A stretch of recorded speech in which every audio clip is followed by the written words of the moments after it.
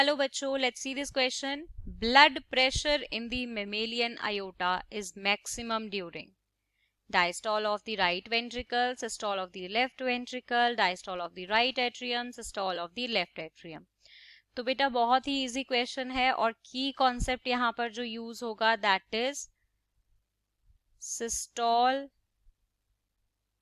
और we can say systolic pressure and diastolic pressure. ठीक है बेटा, यहां से ये क्वेश्चन आया है. तो क्या बोल रहा है कि मैमेलियन आयोटा में ब्लड प्रेशर सबसे ज्यादा कब होता है. तो चलिए इसकी बात कर लेते हैं. तो सबसे पहले जब हम बात करते हैं सिस्टोलिक प्रेशर की, तो बेटा क्या होता है सिस्टोलिक प्रेशर, इसकी बात करते हैं.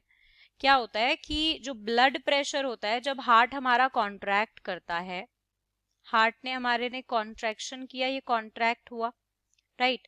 अब इस हार्ट के कॉन्ट्रैक्ट होने की वजह से क्या होगा, ब्लड प्रेशर जो है, ब्लड प्रेशर उसके अंदर टेम्पररी राइज आएगा, हल्का सा वो बढ़ेगा. This is systolic pressure, contraction की वजह से हो रहा है. लेकिन जब हमारा हार्ट, ये देखो ये तो हो गया सिस्टोलिक का. अब हम चलते हैं डायस्टोलिक की बात करते हैं. तो बेटा जब हमारा हार्ट कॉन्ट्रैक्ट ना करके रिलैक्स करता है, तो इस रिलैक्सेशन की वजह से क्या होता है, जो ब्लड का प्रेशर होता है वो प्रेशर इंक्रीज होने की बजाय डिक्रीज होता है. तो ये जो ब्लड प्रेशर के अंदर टेम्पररी फॉल है, ये हमारा हार्ट के रिलैक्सेशन के टाइम पर जो है, इसे मैं कहती हूँ डायस्टोलिक प्रेशर. क्लियर है ये दोनों वर्ड्स.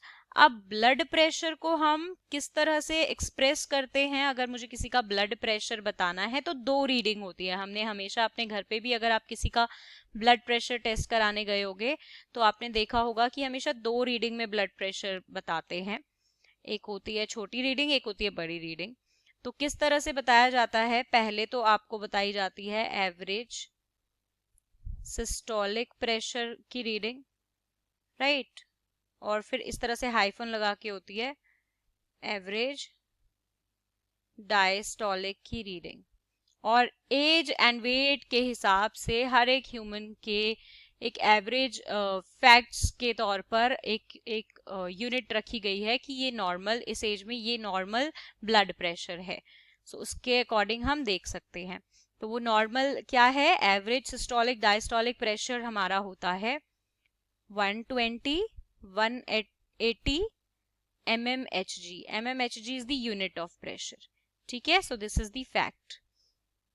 अब बेटा अयोटा जो है उसके अंदर वेंट्रिकल से डायरेक्टली ब्लड जाता है. ठीक है, तो जो ब्लड प्रेशर है अयोटा में वेंट्रिकल की वजह से ही जाएगा, है ना. अफेक्ट भी ब्लड प्रेशर अयोटा का अफेक्ट होगा वेंट्रिकल की वजह से ही. तो बेटा अब अगर वही उसके प्रेशर को बढ़ा और कम कर सकता है, तो रिलैक्सेशन में तो कम होगा प्रेशर एंड कॉन्ट्रैक्शन में ज्यादा होगा, और हमसे तो मैक्सिमम ही पूछा है, right.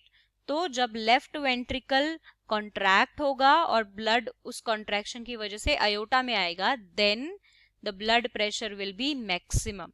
So according to this systole of the left ventricle, क्योंकि लेफ्ट वेंट्रिकल से ही तो अयोटा ब्लड लेके जाता है, और जो हमारा ब्लड प्रेशर है वो इंक्रीज सिस्टोल में कर रहा है.